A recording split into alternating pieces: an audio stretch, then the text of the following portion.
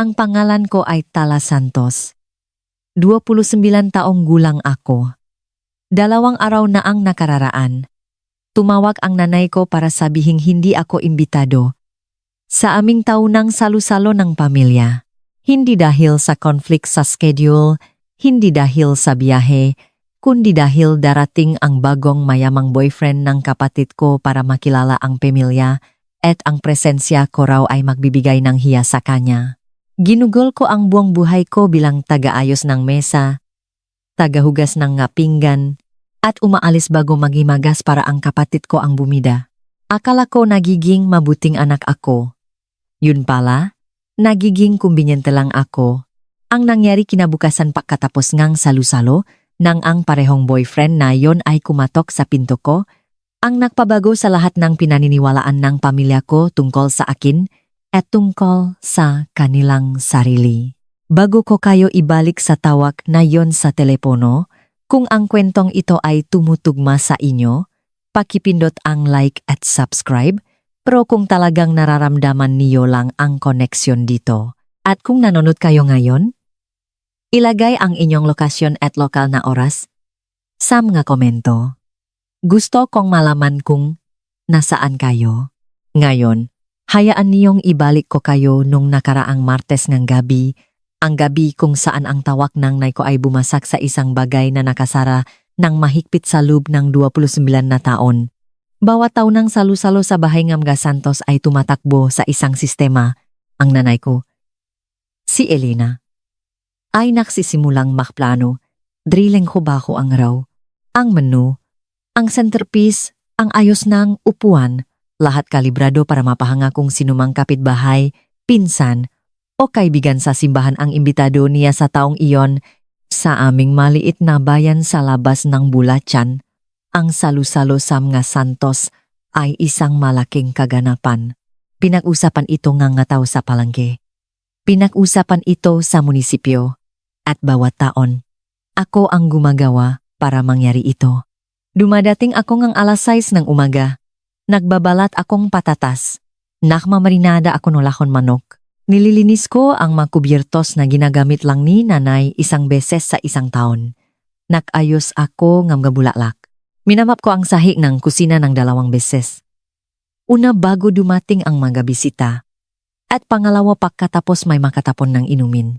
Si Mia, ang ate ko, ay dumadating bandang tanghali. Ayos ang buhok, ayos ang kuko. Pumapasok siya na parang bisita sa sarili niyang hapunan ng pamilya, humahalik kay nanay sa pisngi at umupo. Ipinapakilala ni nanay si Mia sa lahat. Ito ang Mia ko. Nagtatrabaho siya sa fashion sa Makati. Sinasabi niya, ito na parang nag-unveil siyang isang mamahaling painting. Hindi niya ako ipinapakilala. Ako lang yung babaeng nakapro na naglalagayng tubig sa mga baso. Noong nakaraang taon, niluto ko ang espesyal na relue ng manok ni Lola Doring. Ang kanyang resipe, ang kanyang lumang kawali, ang kanyang pamamaraan. Inabot ako ang 3 oras. Nang maktanong si Aling Pasing mula sa kabilang bahay tungkol dito, ngumiti si nanay at sinabing, inorder yan ni Mia mula sa bagong restoran sa bayan. Nakatayo ako sa pintuan ng kusina hawa ang sandok. Hindi siya itinamo ni Mia. Hindi kumurap si nanay. Wala si Lola Doring noong taong iyon. Sumasakit ang balakang niya. Kaya, niluno ko na lang yon, gaya ng lagi kong ginagawa. Ngayong taon, gayon pa man, walang imbitasyon na lulunukin, katahimikan lang. Salup ang 2 buwang linggo. Martes, 6 na araw bago ang salu-salo. Nasa talyer ako nagliliha ng harap ngang isang drawer ng mekbas ang telepono ko sa mesa. Nanay. Pinunasan ko ang mga kamay ko sa maong ko at sinagot ito. Tala, anak. Ang boses niya ay may kalidat na parang nakabalot sa bulak, malambot sa labas, pero may matigas sa ilalim. Kailangan kitang makausap tungkol sa Huwebes. Magdadala ng kasama si Mia Pauwi. Ang pangalan niya ay Gabriel. Siya ay matagumpay, talagang mayaman. Ito ang unang pagkakataon na magdadala siyang boyfriend para makilala kami at gusto niyang maging perpekto ang lahat. Naghintay ako. Pakiramdam niya mas mabuti kung wala ka doon ngayong taon. Nahintay pa rin ako. Naintindihan mo naman. Diba? Ang makamay mo, ang madamit mo, alam mo naman kung paano katingnan ng iba, Tala. Ayaw niyang makaroon ng maling impresyon si Gabriel sa pamilya. Mapapahiya mo siya. Tahimik ang talyer maliban sa electric fan na umiikot. Tumingin ako sa ibaba sa aking mga kamay. Kalyado mula sa 4 na taon ng pahubo ng nara at yakal, may mansang linseed oil sa mga linyahan ng aking mabuko. Ang parehong makamay na ito, ang gumawang estanteng libro ni Lola Doring noong hindi niya kayang bumili ng isa. Ibinalik nila sa ayos ang vanity sa banyo na ipinakmamalaki ni nanay sa kanyang nga kaibigan. Kahit na sinasabi niya sa lahat na si Tatay Ramon ang gumawa, naintindihan ko, sabi ko, at ibinaba ko ang telepono. Umupo ako sa bangko sa tabing ng aking mesa ng matagal na panahon. Hindi ako umiyak. May nangyayaring higit pa sa pag-iyak. Tulad ng huling tornilyo na humahawak sa isang mabigat na pinto ay tuluyan ng lumuwag. At ang pinto ay bumubukas sa isang silid na kinatakutan kong pasukin. Umilaw ang telepono kong 3 beses noong gabing iyon, Lola Doring. Bawat oras, hinayaan ko itong makring. Hindi pa ako handang makarinig ng kabaitan. Madudurok ako nito. Ganito yon, hindi to bago. Ang tawag para sa salu-salo ay ang unang pagkakataon lang na may nagsabi nito ng malakas. Tinanggal ako sa graduation party ni Mia dahil masyadong kaswal ang suot ko. Hindi ako naimbitahan sa baby shower ng kaibigan ni nanay dahil hindi ako magaling sa small talk. Pasko noong 2 taon na ang nakakaraan. Stress si Mia. Kaya nakiusap si nanay na huwag akong pumunta hanggang pagkatapos ng hapunan kung kailan kailangan ng hugasan ang mga pinggan. Bawat oras sinasabi ko sa sarili ko na minsan lang yon, isang issue sa schedule, isang hindi pagkakaunawaan. Pero sa pagkakataong ito, inabot sa akin ni nanay ang dahilan sa isang pilak na bandehado. Mapapahiya mo siya. Hindi kailangan namin ng espasyo. Hindi komplikado.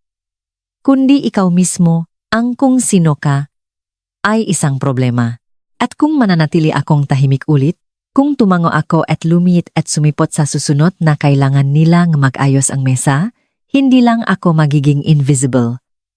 Mabubura ako. Tiningnan ko ang Instagram ni Mia nong gabing iyon. Isang story mula kaninang araw. Ang dining room sa bahay ni nanay. Plansado ang mantel, nakalabas ang makandila, ang magandang porslana. Nanay, tatay, Mia, lahat nakangiti, lahat nakabihis.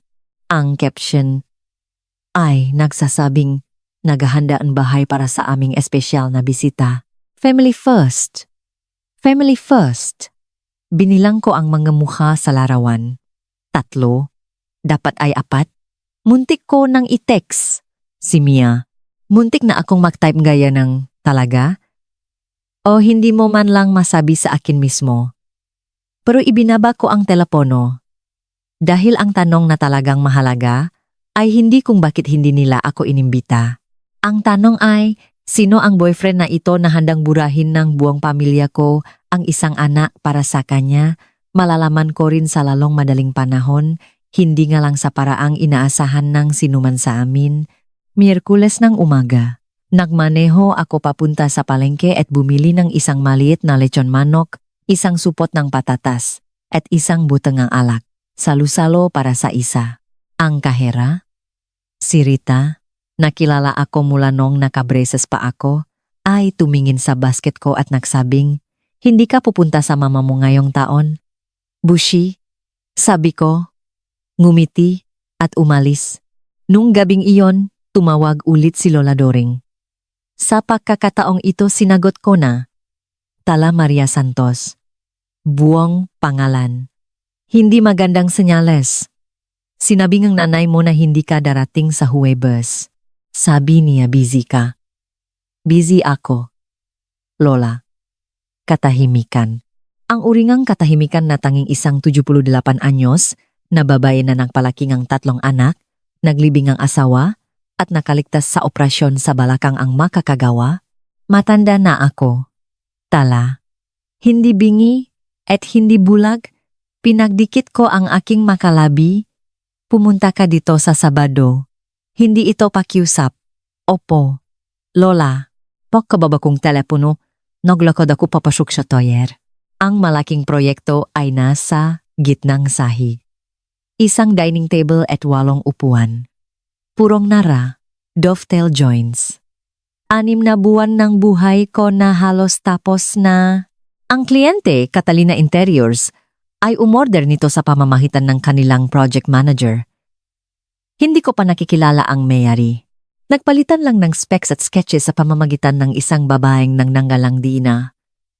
Pinakamalaking komisyon na nakuha ko. Ang invoice sa mesa ko ay nakakahalaga ng PHP 250,000. Nung araw ng salu-salo, kinain ko ang aking maliit na lechon manok at kumain mag-isa sa counter ng kusina ko.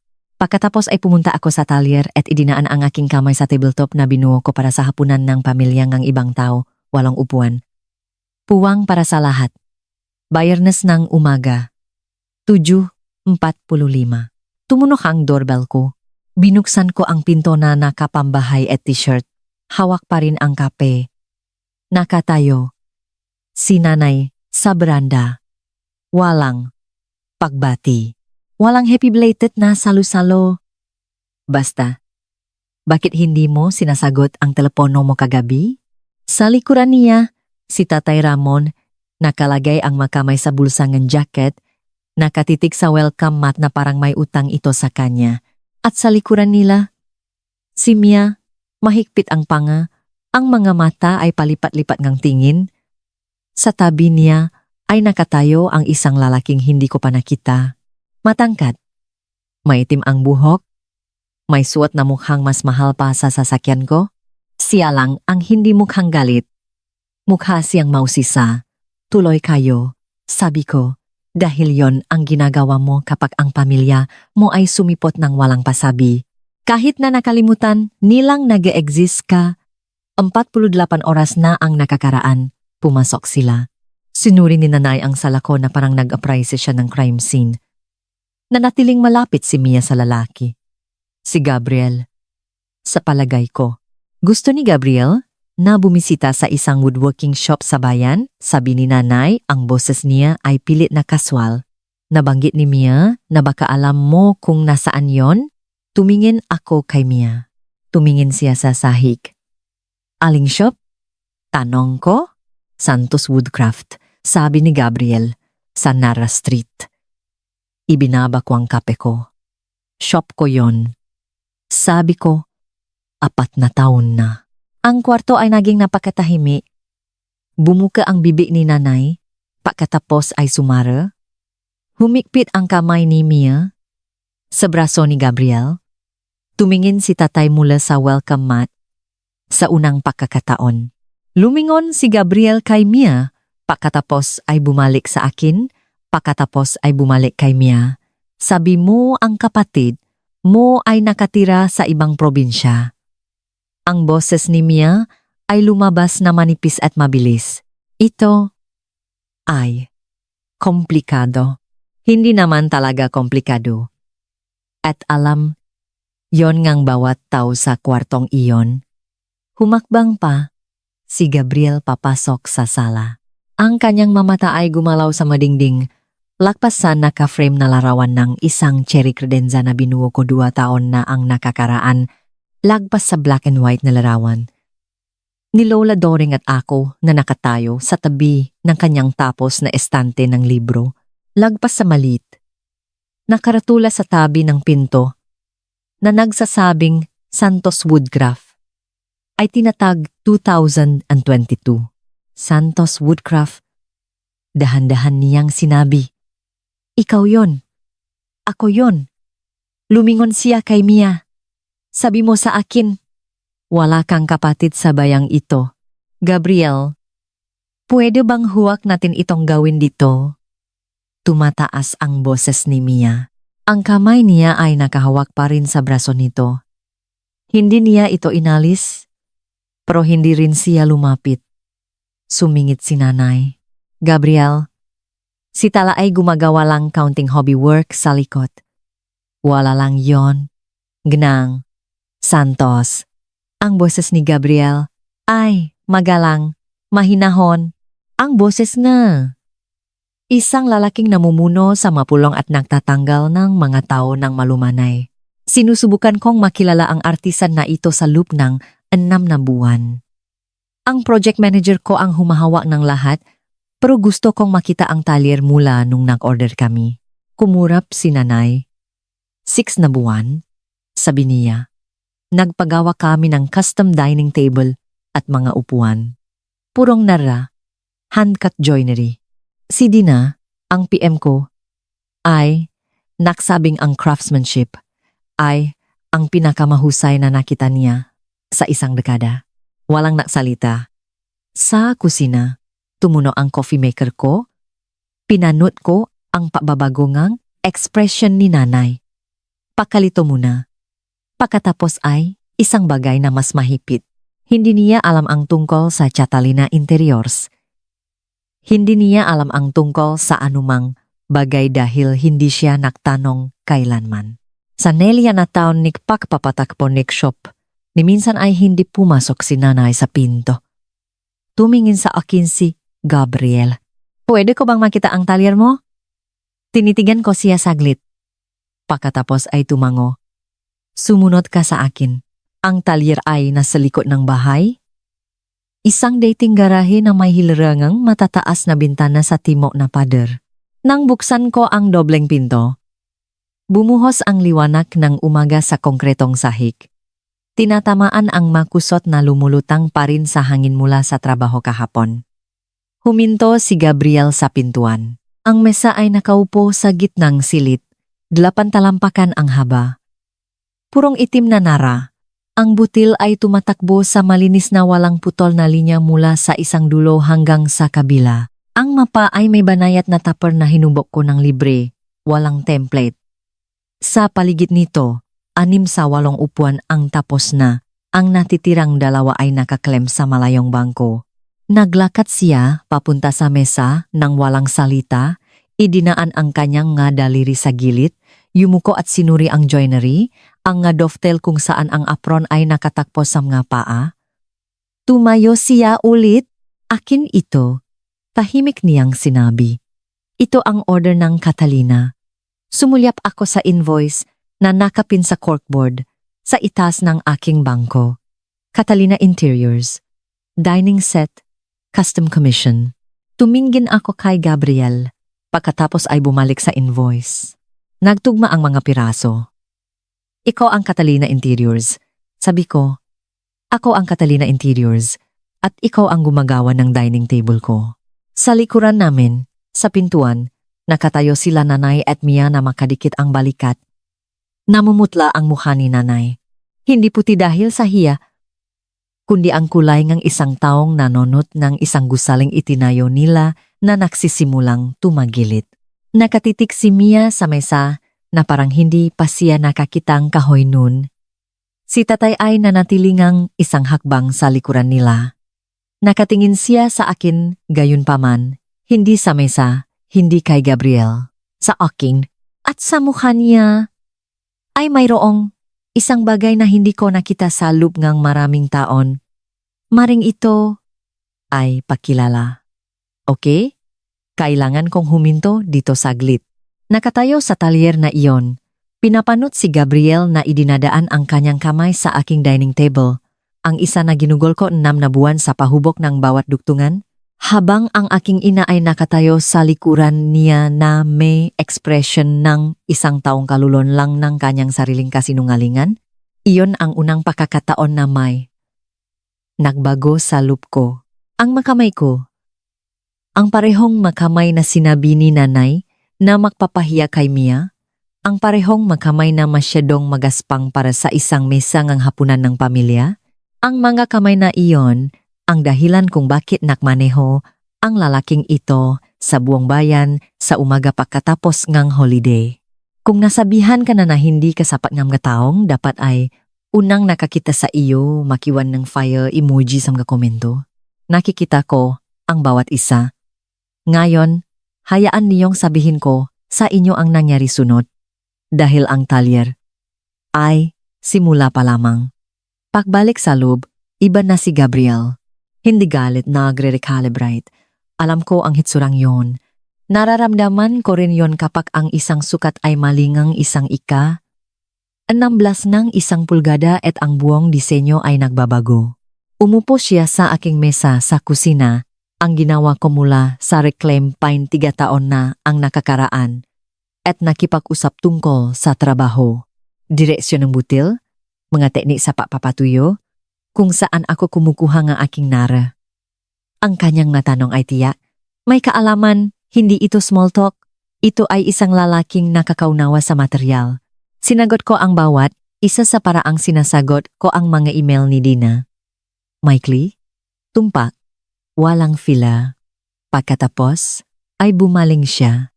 Mia, sabi niya, humaharap sa kanya. Nakasandal siya sa counter ng kusina, nakahalukip-kip ang mga braso. Bakit hindi mo sinabi sa akin na ang kapatid mo ang artisan? Ilang buwan ko nang pinag-usapan ang masang ito. Naririnig mo ako. Humikpit ang nga braso ni Mia. Hindi ko alam. Kasinungalingan yon. Maraming beses nang nabanggit ni nanay ang talir ko sa harap ni Mia, pero hindi kailanman may pagmamalaki. Palaging may kasamang mapanghama na kumpas ng pulso. Naglalaro pa rin si. Talas sa kanyang maliliit na proyekto sa kahoy, narinig na ni Mia yon, hindi lang siya nakinig.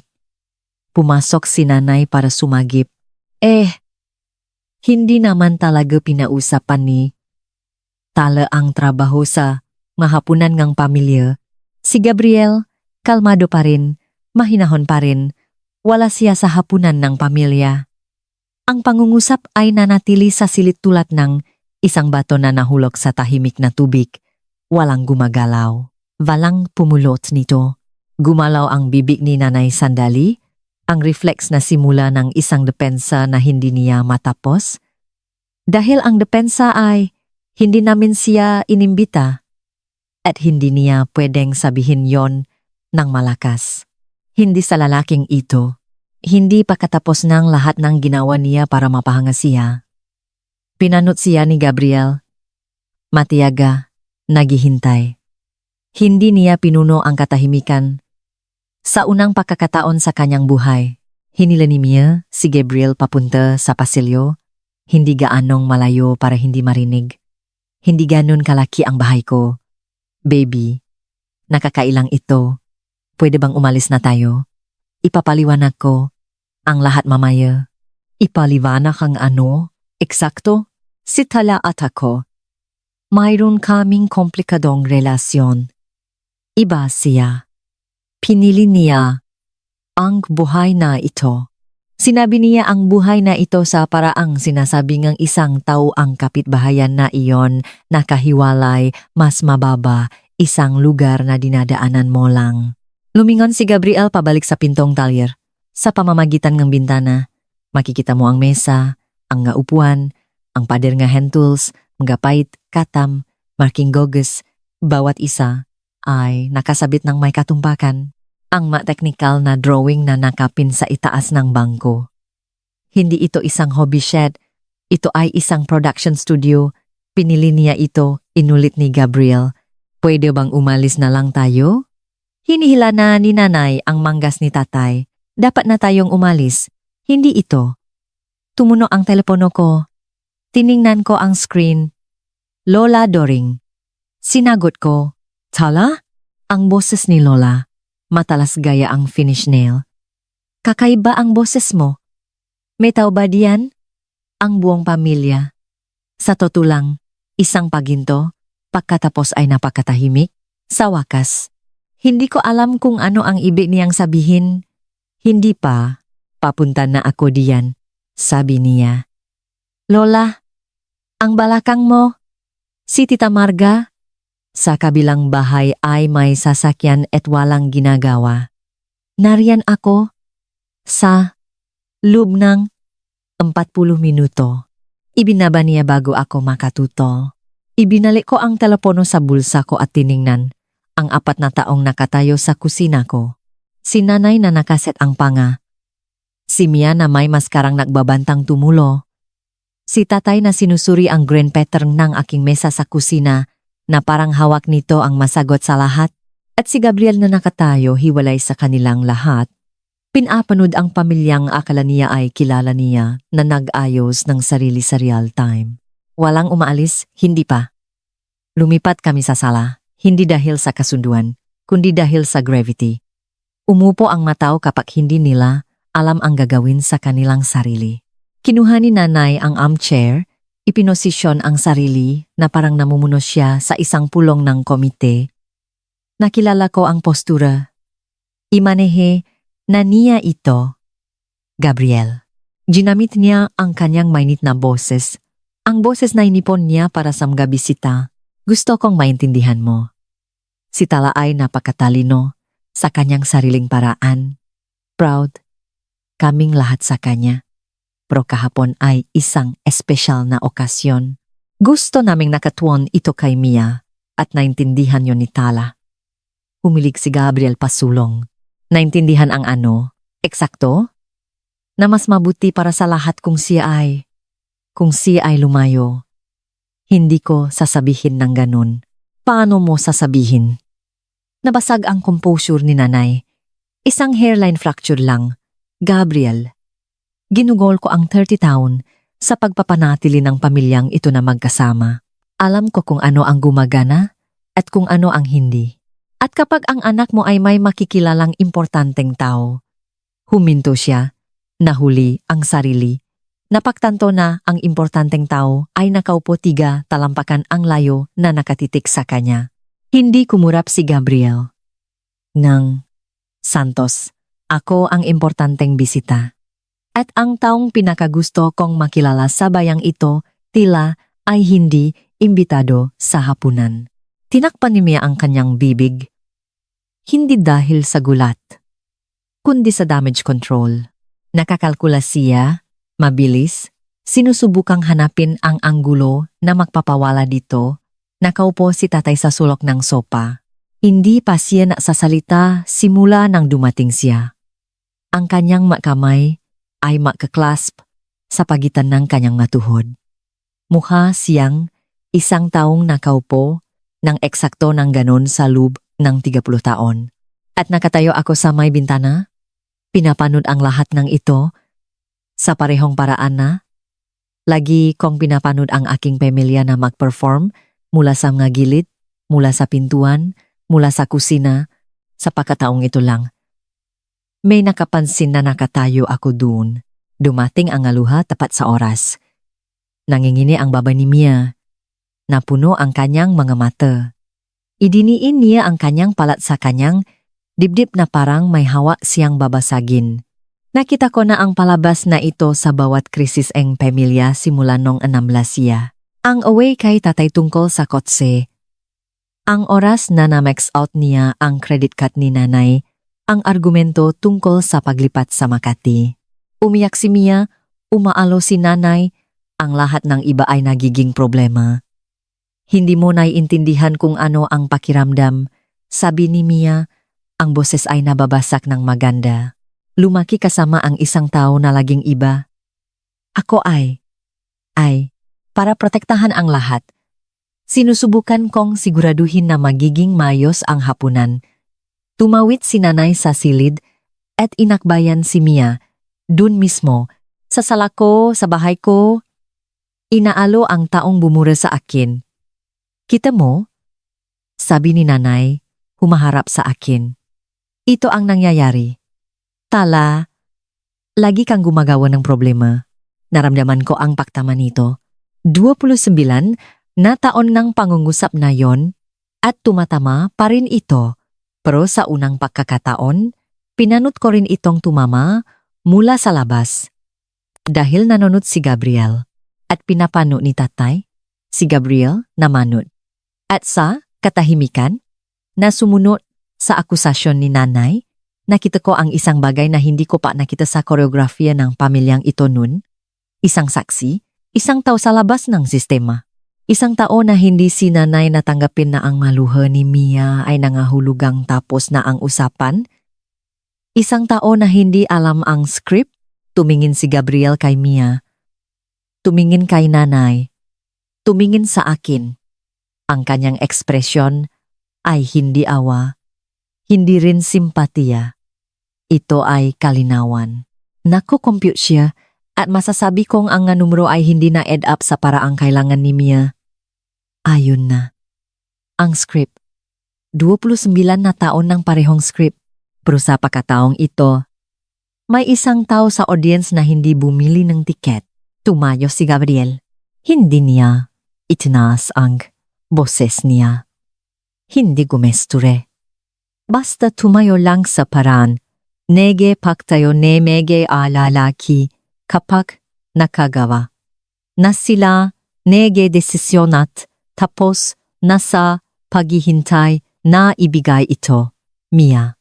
Kalmado. Direkta. Sinabi mo sa akin na wala kang kapatid na malapit. Sinabi mo sa akin na hindi siya malapit sa pamilya. Hinayaan mo akong pumasok sa salu-salo na nag-isip na 3 kayo. Hindi ako nagsinungaling. Binura mo siya. Ang salita ay lumapa na parang kamay sa mesa. Malinis. Pinal. Sinubukan ni nanay na mamagitan. Gabriel, please. Ito ay usaping pamilya. Sa lahat ng pagalang ng Santos, nagsasalita ako. Bumaling siya ulit kay Mia at ang boses niya ay may dalang mas mabigat kaysa galit, pakadismaya. Yung tagos hanggang buto. Itinayo ko ang kumpanya ko mula sa isang garahe. Nagliha ako nga maga sahik sa loob nga. 8 taon bago ako seryosohin nga sinuman. Alam ko kung ano ang hitsura na maga kamay na ito. Tumango siya sa direksyon ko.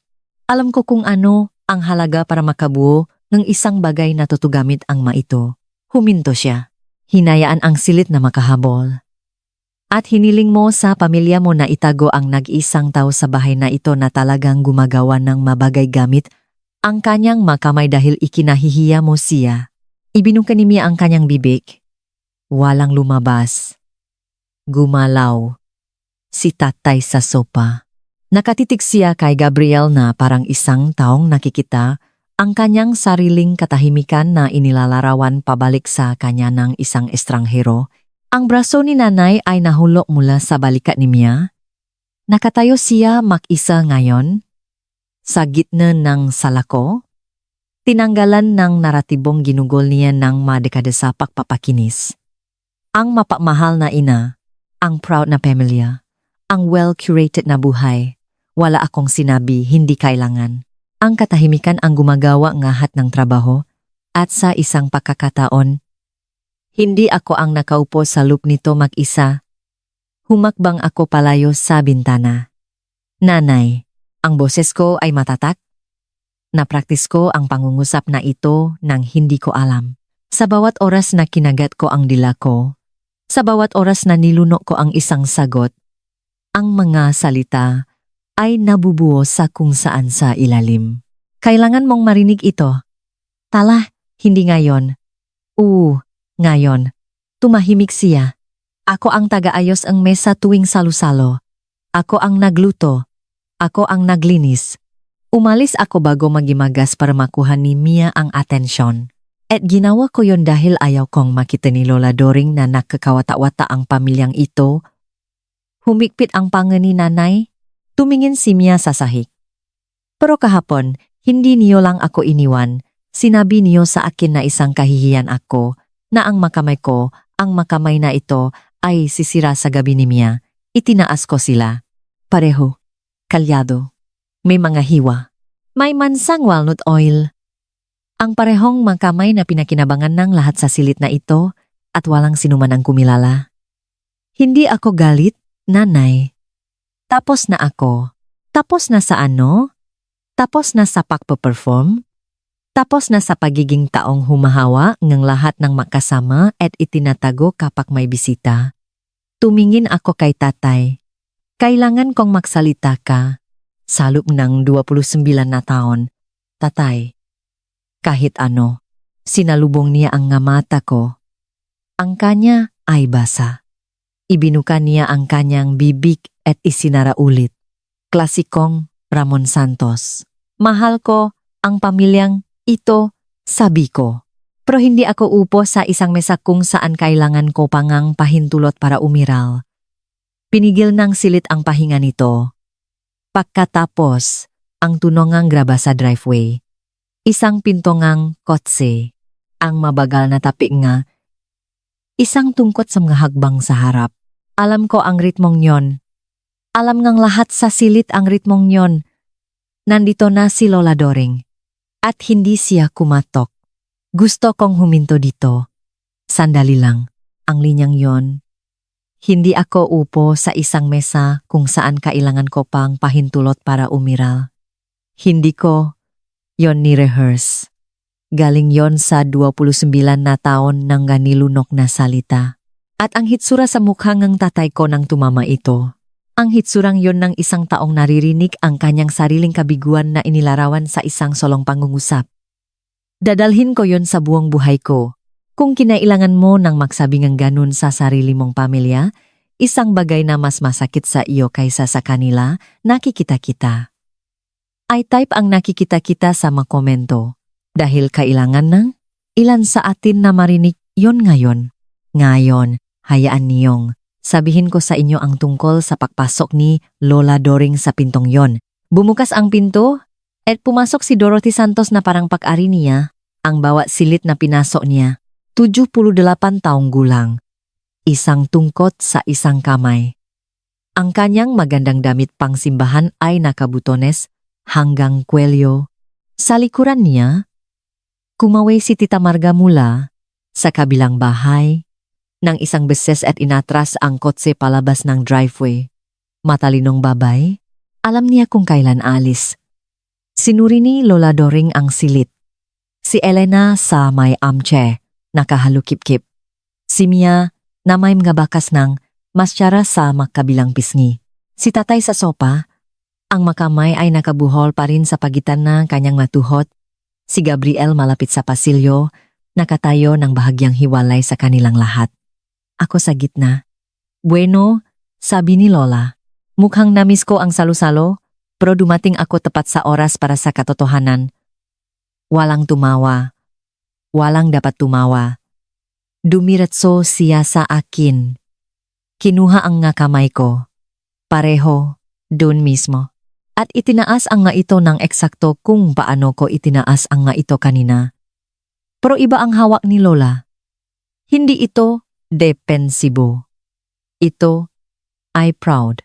Ang makamay na ito, sabi niya, sapat na malakas para sa bawat tao sa silit na iyon ay naktayo ng aking estante ng libro, aking nightstand, duyan ng aking apo. Mia, yung ginamit mo ang 2 taon bago mo, idinonate ng hindi naktatanong, napapitlak si Mia. Hindi pa tapos si Lola. Ito ang pinakamahusay na mga kamay sa pamilyang ito. At ang katotohanan na hindi sila welcome sa inyong hapagkainan ay isang bagay na hindi ko maintindihan at hindi ko mapapatawat ng madali. Nanay, please. Panimula ni Elena. Binalingan ni Lola ang kanyang anak na babae ng may katumpakan ng isang babaeng naipon ng pangungusap na ito. Elena, umupo ako sa hapagkainan mo sa lupngang 15 taon na pinapanood kang tratuhin ang batang ito na parang katulong. Nanatili akong tahimik dahil akala ko makikita mo rin ito mismo. Huminto siya. Nakakamali ako. Nag-ayos ang silit pagkatapos magsalita ni Lola. Hindi pisikal. Walang gumalaw. Pero ang sentro ng grabidad ay lumipat.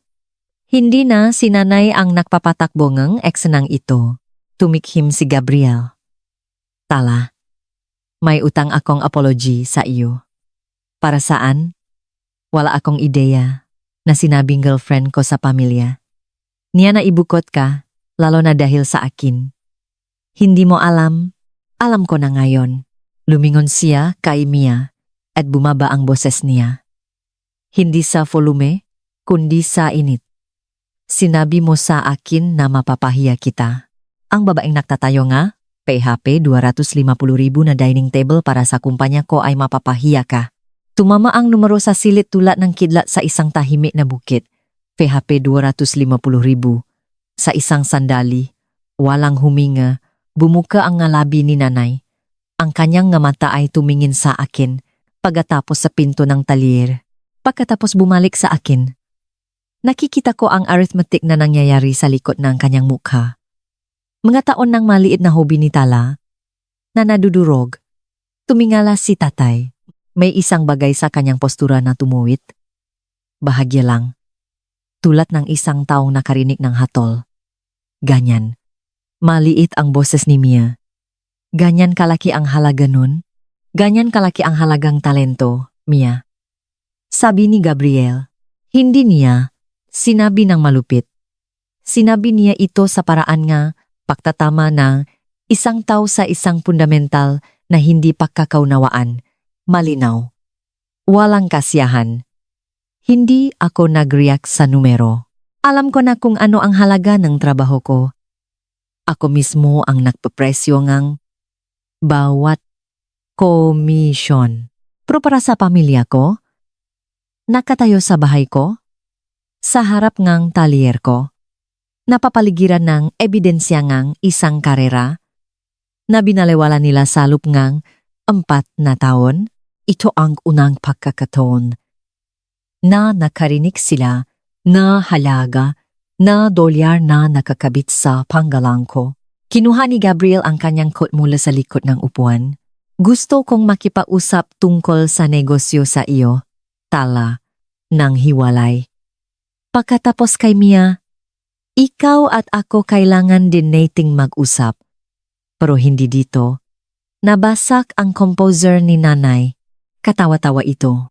Ang boses niya ay may mataas, garalgal na dulo na nakukuha nito kapag nararamdaman niyang nawawala ang kontrol niya sa silid.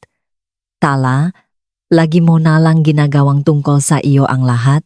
Pumunta kami dito para tulungan si Gabriel na makahanap ng shop. At ngayon, Elena, tumigil ka. Ang boses ni Lola Doring ay malinis na pumutol. Lumingon si nanay sa sarili niyang ina. At isang bagay na hindi ko pa nakita nun ang nangyari. Ang mata ni Elena Santos ay napunong luha. Nay, nagtrabaho ako ng husto para panatilihing makasama ang pamilyang ito. Lahat ng ginagawa ko, bawat hapunan, bawat holiday, bawat tawag sa telepono, ay para sa pamilyang ito at walang nakakakita nito. Walang nakaka-appreciate. Nagtrabaho ka ng husto para panatilihing mukhang makasama ang pamilyang ito. Sumandal si Lola sa kanyang tungkot. Matatak bilang isang poster. Hindi yan pareho. Elena, hindi kailanman naging pareho yan. Nakatayo doon si nanay. Nakabuka ang bibig, walang mga salita. Ito ang pinakatapat na katahimikan na nasaksihan ko sa aming pamilya. Tumayo si tatay mula sa sopa. Naglakad siya kay nanay at ipinatong ang kanyang kamay sa balikat nito. Hindi nagsalita. Pero hindi rin siya lumayo. Para kay Ramon Santos, isa yung revolusyon. Tahimik si Mia. Hindi ko sinasadyang umabot sa ganito. Humarap si Lola sa kanyang pinakamatandang apo. Hindi mo sinasadyang malaman ito. Iba? Yon sa hindi. Paksasadya, iha, nalamukos ang mukha ni Mia. Hindi ang maartang luha kanina. Isang bagay na hila. Lumingon siya sa pinto. Hinihila ang kanyang coat mula sa sabitan. Kailangan ko nang umalis. Bulong niya. Walang pumigil sa kanya. Sumunod si Gabriel ng ilang hakbang sa likuran, hawak na ang susi sa kanyang kamay. Ang panga niya ay nakaset sa ekspresyon ng isang lalaking may natutunan lang na hindi niya na pwedeng makalimutan. Huling umalis sina nanay at tatay. Huminto si tatay sa pintuan, ibinuka ang kanyang bibig, isinara ito, pagkatapos ay, patawat, anak. 2 salita, 30 taong huli, pero sinabi niya ang ito. Nang sumara ang pinto. Kami na lang ni Lola Doring. Ibinaba niya ang sarili sa sopa ko na may buntong hininga na nakdadala ng 50 libra ng tensyon. Umupo ako sa tabi niya. Wala sa amin ang nagsalita sa loob ng mahabang minuto. Tahimik ang bahay sa paraang nagiging tahimik ang isang silit pagkatapos dumaan ang bagyo. Nanginginig pa rin. Pero wala na ang hangin. Maganda ang ginawa mo, Tala. Hindi maganda ang pakiramdam ko. Ang paggawang tama ay hindi laging may kasamang magandang pakiramdam. Minsan may kasama lang itong malinaw na pakiramdam. Tiningnan ko ulit ang mga kamay ko. Madalas ko silang tinitingnan sa nakalipas na 48 oras. Sa pagkakataong ito, gayunpaman, hindi ako nahihiya. At hindi ako proud. Panatak lang ako. Lola, pwede ba akong magtanong ng isang bagay? Magtatanong ka rin naman, bakit ka nanatiling tahimik ng ganon katagal? Kung nakita mo ang nangyayari, huminga siya. Dahil akala ko magbabago ang nanay mo. Dahil ayaw kong maging dahilan ng pagkakawata-wata ng pamilya. Parehong nga dahilan kung bakit ka nanatiling tahimik. Sa palagay ko, tama siya, tamang-tama. Pero ngayong araw na-realize ko ang isang bagay, pagpapatuloy niya. Hindi ko kailangang isakripisyo mo ang sarili mo para magkaroon ako ng mapayapang holiday. Kailangan kong mabuhay ka ng tama. At ang pamumuhay ng tama ay nangangahulugan ng pagsasabi ng totoo kahit na ang katotohanan ay ginagawang hindi komportable ang salu-salo. Sumandal ako sa balikat niya. Amoy lavender at peppermint siya. Pareho noong 8 taong gulang pa ako. Hindi ko sila hinihiling na humingi ng tawad, sabi ko. Hindi ko kailangan yon para malaman ang halaga ko. Mabuti. Pero kung gusto nila ako sa mesa ulit, imbitahan nila ako bilang pamilya, hindi bilang staff. Pinisil ni Lola ang kamay ko. At kung hindi nila kaya, edi gagawa akong sarili kong mesa. Magaling ako diyan. Tumawa siya. Unang totoong tawa na narinig ko buong araw. 2 oras ang lumipas. May kumatok sa pinto ng talyer. Si Gabriel, mag-isa. Nagpalit siyang simpleng henli at maong, na kahit papaano ay nagpamuha sa kanya na mas tao kaysa sa cashmere coat. Tumayo siya sa pintuan sandali, mga kamay sa kanyang bulsa, nakatingin sa mga kalahating tapos na upuan sa bangko. Pasensya na sa sirkos kaninang umaga, sabi niya. Hindi mo sirkos yon. Halos ngumiti siya. Fair enough. Pumasok siya, idinaan ang kanyang kamay sa braso ng isang tapos na upuan. Didiretsuhin ko na. Gusto kong mag-propose ng partnership. Santos Woodcraft ang magsusupply ng custom pieces para sa Catalina Interiors. Hindi one-time thing. Tuloy-tuloy. Ipinagpatuloy ko ang paglilihang upuan na ginagawa ko. Hindi tumigil. Bakit? Dahil ang mesang ito ay ang pinakamahusay na piraso na pinakomisyon ko. Sa loop NJ taon at marami akong pinakomisyon. Gusto ko ang kalidad na ito sa mga showroom ko. 1% operation ako. Alam ko, hindi kita hinihiling na max scale. Hinihiling ko sa iyo na ipagpatuloy ang ginagawa mo. At hayaan mo akong ilagay ito sa harap. Ng mga taong makbabayat para dito. Isinaalang-alang ko ito, ibinaba ang liha, tiningnan siya sa mata. Ipadala ang mga termino sa project manager ko, ay review ko sila sa susunod na linggo. Kumurap siya. Pagkatapos ay tumango ng dahan-dahan. Inaasahan ko yan. Mabuti. Huminto siya sa pinto bago umalis. Para sa kung ano ang halaga nito. Tala. Lumaki ako sa isang pamilya na hindi rin nakita ang itinatayo ko. Inabot akong maraming taon bago tumigil sa pagpapaliwanag at magpatuloy na lang sa pagtatrabaho. Ang trabaho ang nagsasalita. Palagi, pagkaalis niya, tumayo ako sa talyer ng matagal na panahon. Ang mesa ay kumikinang sa ilalim nga. Ilaw sa itaas. Walang upuan. PHP 250,000. 6 na buwan nang maagang umaga at gabing-gabi. Ang trabaho ang nagsasalita. Kinuha ko ang liha at bumalik sa trabaho. Noong gabing iyon pagkatapos may hatid si Lola at tahimik na ulit ang bahay, tinawagan ko siya. Okay ka lang ba, apo? Hindi ko alam. Pero pakiramdam ko mas magaan. Ang mas magaan ay mabuti. Ang ibig sabihin mas magaan ay may ibinaba ka. Umupo ako sa sahing talir, nakasandal sa pader, nakadikit ang telepono sa tainga ko, sa pamamagitan ng bintana. Nakikita ko ang mabituin, malinaw at malamig, gaya ang nagiging hitsura nila sa huling bahagi ng Nobyembre sa Bulacan kapag walang ulap. Lola, pwede ba akong magsabi ng isang bagay? Pagkatapos ng tawag ni Nanay Nong Martas. Yung sinabi niyang lumayo ako. Umupo ako dito at tiningnan ang mga kamay ko. At sa loob na, mas 10 segundo, ikinahiya ko sila. Talagang naramdaman kong ikinahiya ko ang makamay na ito, tahimik si Lola. At pagkatapos ay nagalit ako sa sarili ko dahil nahiya ako. At pagkatapos ay napagod akong magalit. At pagkatapos ay bumalik na lang ako sa trabaho. Ang lolo mo, sabi ni Lola. At lumambot ang boses niya. Sa paraang ginagawa lang nito kapag pinag-usapan niya siya. May sinabi sa akin bago siya pumanaw. Sabi niya, Doring, ang isa sa pamilyang ito na kayang humawa ng pahit ng hindi kumukurap, yun ang magiging maayos. Ipinikit ko ang mamata ko. Ikaw ang pinag-usapan niya, Tala. Nakita niya ito noong 9 na taong gulang ka. Nag-ukit ng maliit na ibon mula sa isang blok ng pino sa kanyang garahe. Alam niya, umiyak ako nun. Hindi ang malakas na uri, ang tahimik, mabagal na uri na dumarating kapag may nagsabi sa iyong isang bagay na kailangan mong marinig 20 taon na ang nakakaraan.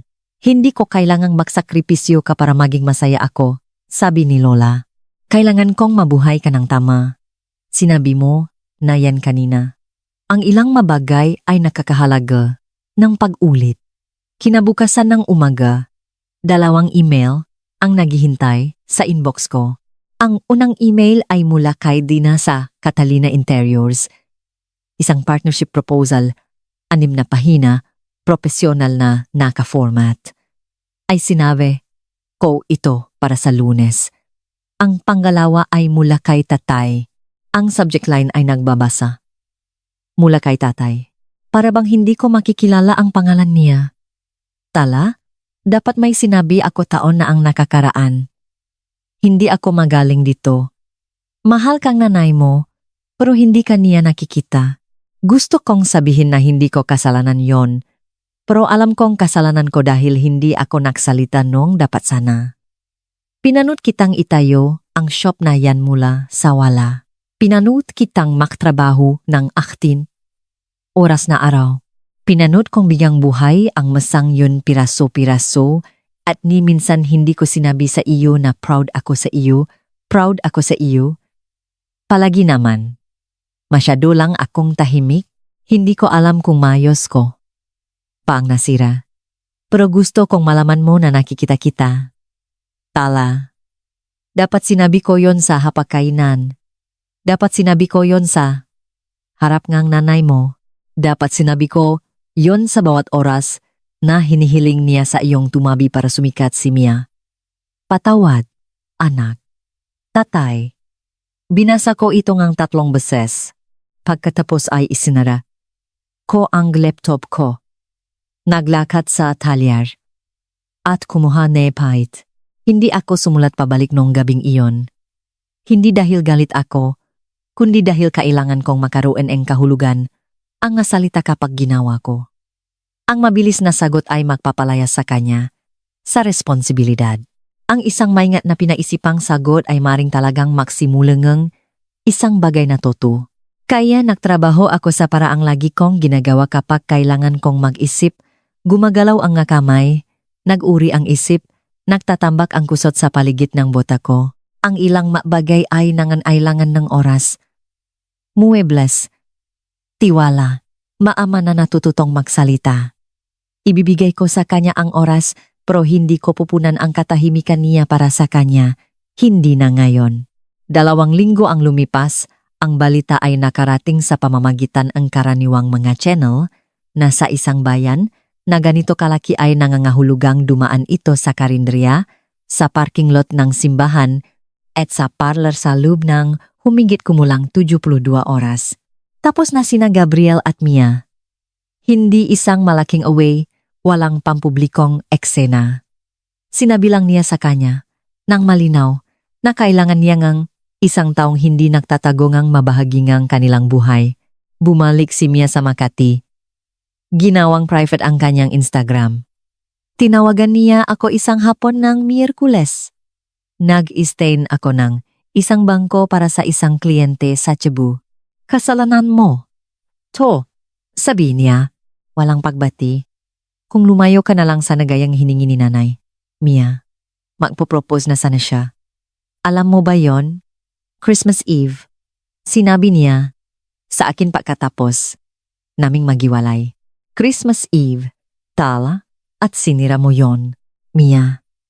Hindi siya umalis dahil sa akin. Umalis siya dahil sa sinabi mo sa kanya. Tungkol sa akin. Katahimikan. Sa tingin mo mas magaling ka na sa akin ngayon. Nabasak ang boses niya. Dahil nagustuhan ng isang lalaki ang maliit mong mesa? Hindi. Sa tingin ko palagi akong kapantay. Hindi mo lang kayang makita yon. Narinig ko ang paginggan niya. Garalgal. Nasaktan. Galit na galit. Bahagi ng akin ay nasaktan para sa kanya. Totu. Hindi halimaw si Mia. Siya ay isang babay na binuo ang kanyang pagkakakilanlan sa pagiging kahanga-hanga at nang bumigay ang scaffolding. Hindi niya alam kung paano tumayo nang wala ito. Pero hindi ko na kayang dalhin ang bigat niya. Hindi sa halagang ang sarili kong ngabuto. Kapag handa ka ng pag-usapan ang totoong nangyari, hindi tungkol sa ginawa ko sa relasyon niyo, nandito ako, alam mo ang numero. Ibinaba ko ang telepono, inilagay ang telepono sa workbench, kinuha ang staining brush. Walang pakialam ang kahoy kung sino ang galit. Kailangan lang nitong sumipot ka at tapusin ang trabaho. Hindi tumawag si nanay. Nabalitaan ko ang tungkol sa kanya mula kay Lola Doring. Sa paraang nalalaman mo ang tungkol sa mga sistema ngang panahon, second hand, sa malayo, pinapanood ang mga ulap mula sa isang lugar na tuyo. Umiyak si Elena ngang 3 araw. Hindi tungkol sa paiwan ni Gabriel kay Mia, kahit na masakit yon. Tungkol sa sinabi ni Lola sa kanya sa sala ko, ang 15 taon ng panonod, ang katahimikan na hindi naman talaga katahimikan, ang pagkakaiba sa pagitan ngang pagmumukhang makasama at pagiging makasama. Tumigil si Elena sa pagpunta sa bahay ni Lola sa loob ngang 1 linggo. Nasa aming pamilya ay katumbas ng isang diplomatikong insidente. Sinabi ito ni Lola sa akin sa telepono. Matter of fact, sa paraang inay-report niya ang lahat. Nagtatampo ang nanay mo, sabi niya. Ginagawa niya yon kapag mali siya at hindi pa niya naisip kung paano gawing kasalanan ng iba. Muntik na akong tumawa. Pagkatapos ay idinagdag ni Lola, pumunta siya kahapon, gayon pa man, umupos sa hapakainan. Yung ginawa mo, by the way, noong 26 ka at umiyak sa kape niya. Anong sinabi niya? Walang karapat dapat ulitin pa. Nasa parte pa rin siya kung saan naawa siya sa sarili niya. Ang parte kung saan naawa siya sa ginawa niya sa iyo. Darating yon mamaya. Kung darating men. Sa tingin mo darating yon? Huminto si Lola. Hindi masama ang nanay mo. Tala. Takot siya. Takot siya simula nang muntik na niyang mawala ang tatay mo 15 taon na ang nakakaraan dahil sa pera, at nagdesisyon siya na ang tanging paraan para manatiling ligtas ay siguraduhin na ang pamilyang ito ay mukhang matagumpay mula sa labas. Si Mia ang kanyang patunay. Ikaw ang bagay na hindi makasya sa frame. Hindi, yon nagpapaging okay. Hindi, pero ginagawa nitong tao. At ang mabagay na pantaw ay pwedeng magbago. Hawak ko ang telepono at walang sinabi ng ilang sandali. Pagkatapos, hindi ko siya tatawagan una, Lola. Walang humihiling sa iyo na gawin yon. Pumasok ang Disyembre. Malamig na umaga. Hamok sa mga bintana ng talyer. Ang amoy ng kape at kusot bago sumikat ang araw. Pinirmahan ko ang partnership sa Catalina. Hindi eksklusibo. Pinanatili ko ang karapatang kumuha ng independenteng komisyon. Ang team ni Gabriel ay profesional tungkol dito. Ipinadala ni Dina ang pinal na kontrata na may sticky note na nakbabasa. Hindi siya nakbibiro. Best table na. Nakita niya? Ang unang bagong order ay dumating nung linggo bago Pasko. Isang custom credenza para sa redesign ang restoran sa Pampanga. Pagkatapos ay isa pa, isang conference table para sa isang law firm sa Cebu. Ang pangalang Catalina ay nagbukas ang mapinto. Ang trabaho ko ang nagpanatili sa kanilang bukas. Kinuha ko si Jeric Reyes, 21, lokal na bata, malapat ang balikat, tahimik ang bibig. Nag-drop out sa community college dahil ayaw niya sa mga mesa. Pero gustong gumawa ng mga bagay gamit ang kanyang mga kamay. Sinabi ng tatay niya na sinasayang niya ang buhay niya. Pamilyar ba? Sinimulan ko siya sa basic joinery. Mabilis niyang nakuha. Sa ikalawang linggo, nagpuputol na siya ng dovetail ng mas malinis kaysa sa akin nung kaedad ko siya. Pumupunta si Lula during sa talyer tuwing Sabado.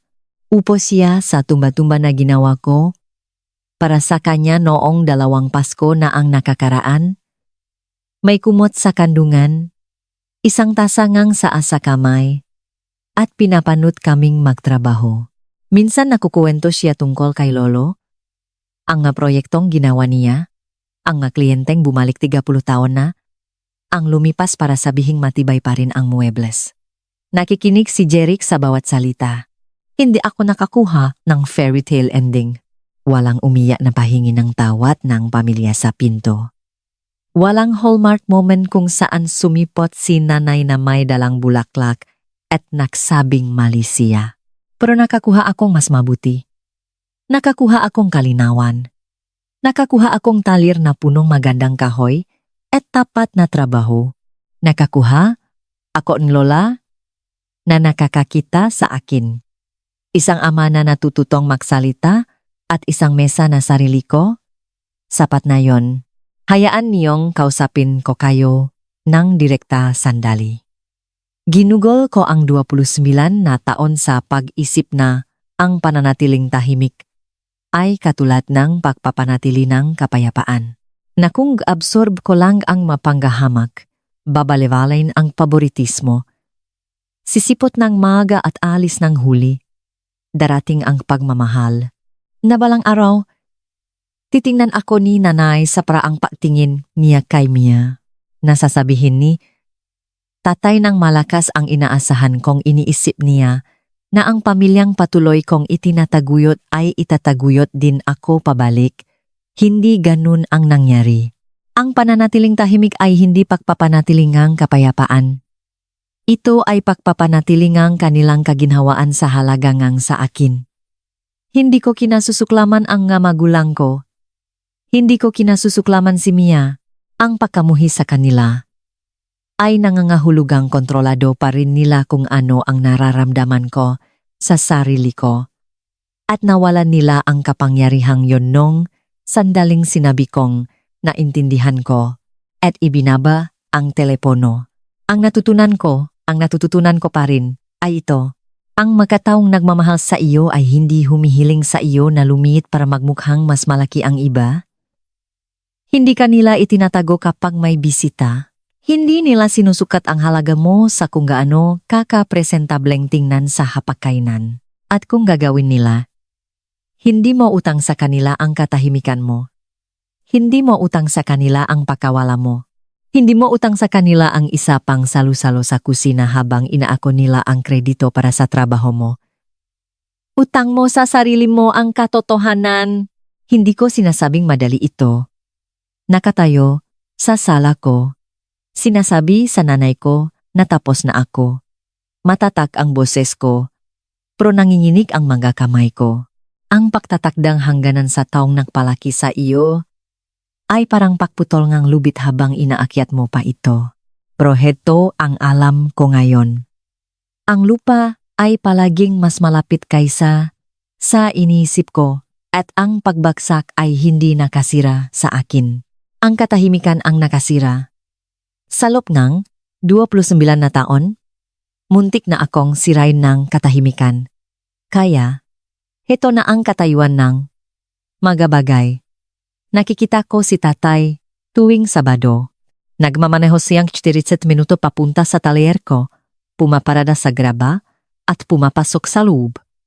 Minsan tumutulong siyang magwalis. Minsan umupo lang siya sa bangko sa may bintana at pinapanood akong magtrabaho. Hindi namin pinag-uusapan si nanay. Hindi pa. Hindi pa siya handa at hindi ko pipilitin. Pero sumisipot siya tuwing Sabado, umulan man o umaraw, at para kay Ramon Santos, higit pa yon sa nagawa niya sa loob ng 30 taon. Tinatawagan ko si Lola Doring tuwing gabi, hindi dahil kailangan ko, kundi dahil gusto kong malaman niya na ang taong pinaniwalaan niya ay mayos ang kalagayan. Kinukwento niya sa akin ang araw niya. Kinukwento ko sa kanya ang anumang itinatayo ko. Noong nakaraang linggo, hiniling niya sa akin na gumawa ng spice rack para sa kusina niya. Walang espesyal?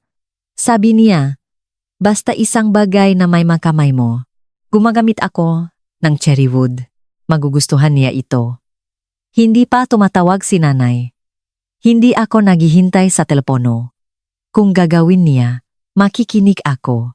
Hindi ako magpapanggap na hindi nangyari ang nakalipas na 29 na taon, pero makikinig ako. Dahil tama si Lola Doring, hindi masama si nanay. Takot siya. At ang takot ay gumagawa sa mata ng pangit na bagay sa mga pinakamalapit sa kanila. Nag-text si Mia sa akin minsan 3 salita. Pwede ba tayong mag-usap? Sumulat ako pabalik. Kapag handa ka ng pag-usapan ang nangyari, hindi tungkol sa ginawa ko sa relasyon niyo, nandito ako. Hindi pa siya sumasagot. 6 na linggo na yon ngayon at okay lang yon. Ang pagaling ay hindi tumatakbo sa schedule. Ang ilang kahoy ay nangangailangan ng buwan para matuyo bago mo mahubog. Madaliin mo ang proseso, bibigay ito. Ibinibigay ko sa kanila ang oras. Pero hindi ako nakatayo habang inaalam nila ito. May mga mesa akong itatayo. Umaga ng Pasko, ang talyer. Si Lola Doring ay nasa kanyang tumba-tumba sa may bintana. Suot ang pulang kardigan na mayroon siya simula pa noong 1998. May hawak siyang tasaang taa sa isang kamay. At kinukwentuhan niya si Jeric tungkol sa oras na naktayo si Lolong rocking horse para sa auction ng simbahan at hindi sinasadyang nagawa ay tong life size. Tumatawa si Jeric ng malakas kaya kailangan niyang ibaba ang kanyang pahit. Nasa sulok si tatay, nagtutulak ng walis sa paligid ng tambak ng kusot na hindi naman talaga kailangang walisin. Nakasuot siya ng flannel shirt na hindi ko pa nakita noon, hindi ang kanyang karaniwang uniforme na khakis at polo. Iba ang hitsura niya, mas magaan. Tulad ng isang taong dahan-dahang naalala kung sino siya bago siya nagsimulang mawala. Sa workbench ko, ang pinirmang kontrata na Catalina. Isang bagong set na mga plano para sa isang walnut kredensa. At isang malit na card mula kay Lola na nagbabasa, Merry Christmas, Builder Girl. Magiging proud na proud si Lolo. Kumuha akong katam at idinaan ito sa gilid ng isang tabla. Ang kulot ng kahoy ay nabakbak, manipis gaya ng papel, at ang butil sa ilalim ay walang dungis, malinis, tapat, walang buhol, walang bitak, walang nakatagong bulok. Iniisip ko ang tawag ng nanay ko sa telepono. Ang salitang bumasak sa isang bagay, mapapahiya mo siya. Iniisip ko si Gabriel sa pintuan ng talyer. Si Lola hawak ang makamay ko, ang email ni tatay. Ang katahimikan ni Mia. Tainingnan ko ang makamay ko kalyado, may mahiwa, may mansangang linseed oil at walnut dust, magaspang sa lahat ng lugar na mahalaga. Sinabi ng nanay ko na ang makamay na ito ay magpapahiya sa kapatid ko. Sinabi ni Gabriel na ang makamay na ito ang dahilan kung bakit nakmaneho siya ng 40 minuto sa buong bayan. Sinabi ni Lola Doring na ang makamay na ito ang pinakamagandang bagay sa pamilyang ito. Pero sasabihin ko sa inyo kung ano talaga ang makamay na ito, akin sila, at sapat na yon. Iyon ang kwento ko. At kung umabot kayo dito, salamat. Hindi lang sa panonot, kundi sa paniniwala na ang halaga ng isang tao ay hindi sinusukat sa kung gaano sila kapresentableng tingnan sa hapagkainan. Ngayon, gusto kong marinig ang sa inyo. Mag-iwan ng komento. Kinailangan niyo na bang gumuhit ng linya sa isang taong dapat ay nakmamahal sa inyo ng walang kondisyon? Nagastos ba nito ang relasyon o nailigtas ba kayo nito? At kung ang kwentong ito ay tumama sa puso niyo, kung nahing taga-ayos na kayo ng mesa at umalis bago magimagas, tingnan ang video na nakalink sa description. Tungkol ito sa ibang tao na pinili ang dignidad kaysa sa pakawala. Sa tingin ko makikilala niyo siya. Magkita tayo doon.